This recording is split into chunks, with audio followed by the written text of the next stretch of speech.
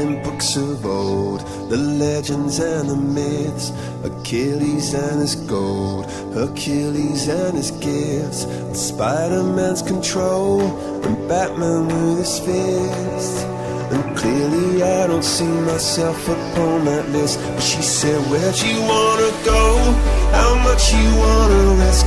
I'm not looking for somebody with some superhuman gifts, some superhero, some fairy tale bliss.